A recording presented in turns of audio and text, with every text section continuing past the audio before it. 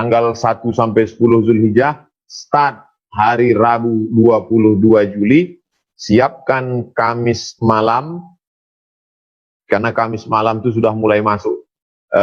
Selasa malam Rabu, Selasa 21 Juli, malam Rabu itu sudah masuk 1 Zulhijjah.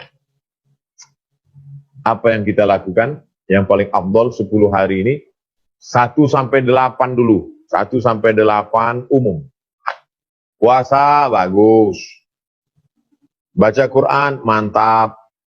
Banyak-banyak zikir, sholawat, istighfar, keren. Banyak-banyak sedekah, amazing.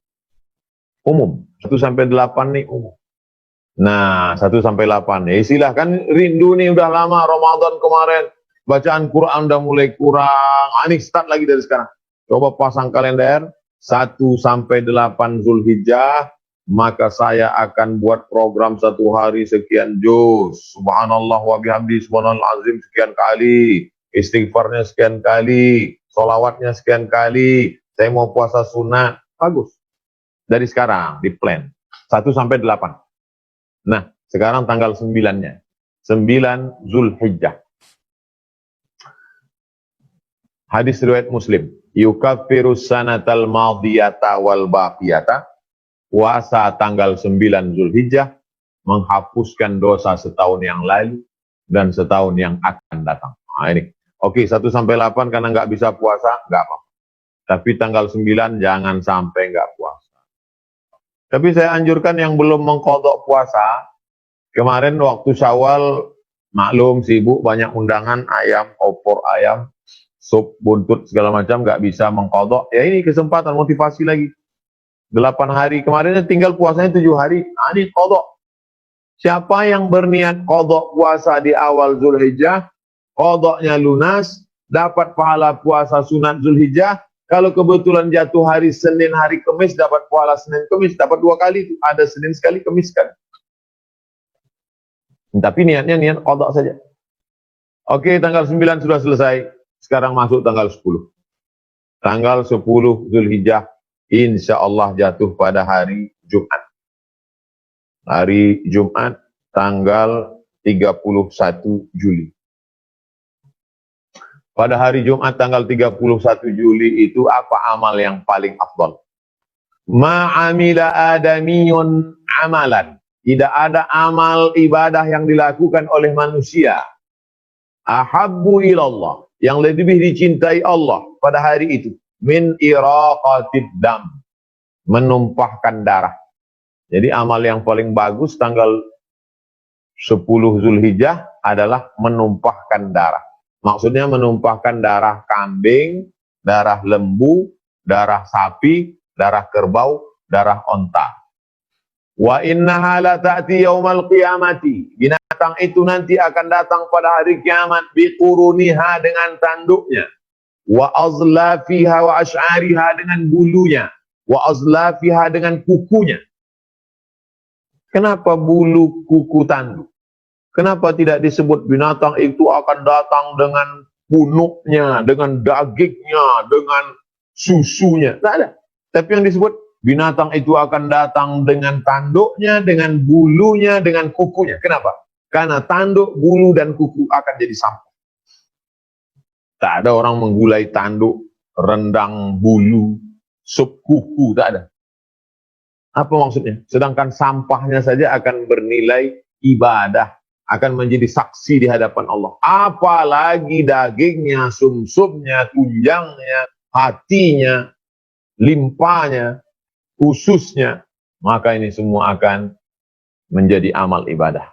Nah, khatibu biha nafsan, sucikan diri kamu dengan berkurban. Inna a'tainakal kautsar, kami sudah memberikan engkau nikmat yang besar. Wa sholli li rabbika wanhar. Laksanakanlah salat pagi Idul Adha, Allahu Akbar. Takbir 7 kali, Allahu Akbar. Fasalli li rabbika, salat wanhar, berkurbanlah. Selesai salat, Nabi mengambil seekor kambing. Akrana ini, kambingnya sudah tumbuh tanduk. Maksudnya umur cukup. Kalau kambing kampung, kambing kacang 2 tahun. Kalau kambing domba, domba yang bulunya itu 1 tahun masuk tahun 2. Kalau kambing kampung, kambing kacang 2 tahun masuk 3. Sudah bertanduk. Amlahaini, bulunya putih bersih. Nabi SAW kalau beribadah, yang paling dia sukai, paling dia cintai, paling dia minati. Bukan senang kita melihat kambing gemuk, bulunya putih bersih. Siapa yang tak senang? Apa yang paling kita senang, itu yang kita berikan. Lalu kemudian bertanduk, dagingnya enak. Jangan sampai beli kambing kurang cukup umur, dagingnya belendir. Siapa yang mau makan? Jijik. Lalu kemudian diadapkan ke arah kiblat. Lalu Nabi potong. Bismillahi wallahu akbar. Dengan nama Allah, Allah Maha Besar.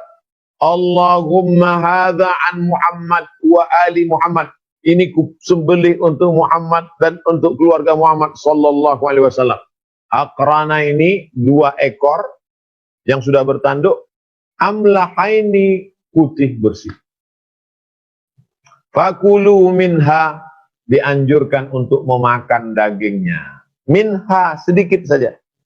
Dari pagi sholat subuh tadi, dari subuh sampai pagi, sampai sholat id, nggak ada makan, nggak ada minum. Afdal.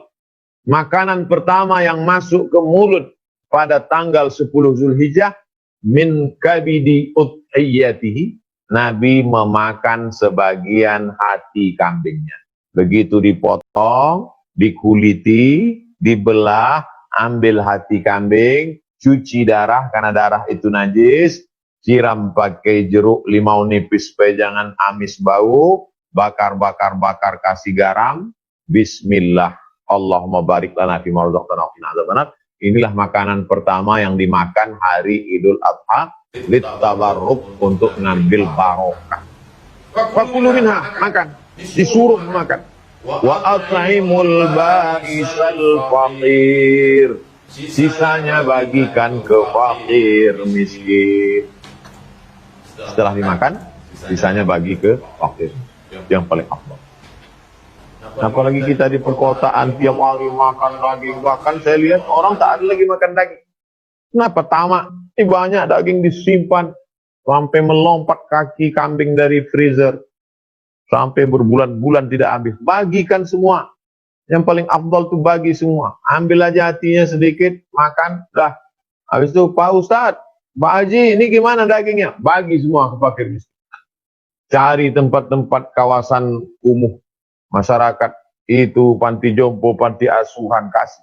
Kita udah tiap-tiap hari makan daging. Kalau saya lebih enak makan ikan asin lagi, ikan kecil enak daripada makan kambing. Tapi hatinya tetap saya makan sedikit untuk ngambil barokah. Nah, apa sebetulnya hikmah di balik ini? Supaya orang Islam ini hanya jangan ritual, terjebak pada ritual. Puasa. Actionnya mana? Bayar zakat fitrah.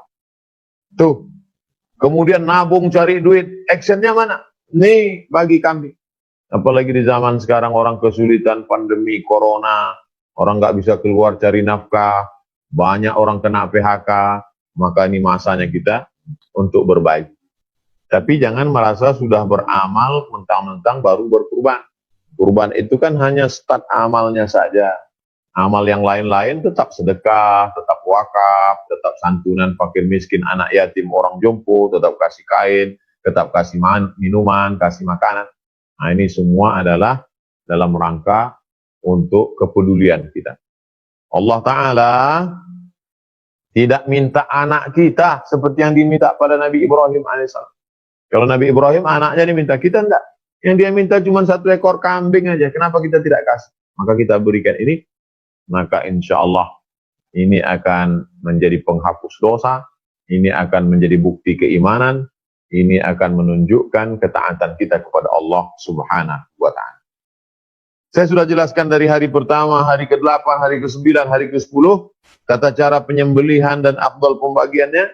Maka saya kira sebagai pengantar dialog kita, saya cukupkan demikian. Selanjutnya kita lebih banyak interaktif berdialog. Saya kembalikan kepada akhi Tengku Wisnu. Terima kasih. Wassalamualaikum warahmatullahi wabarakatuh.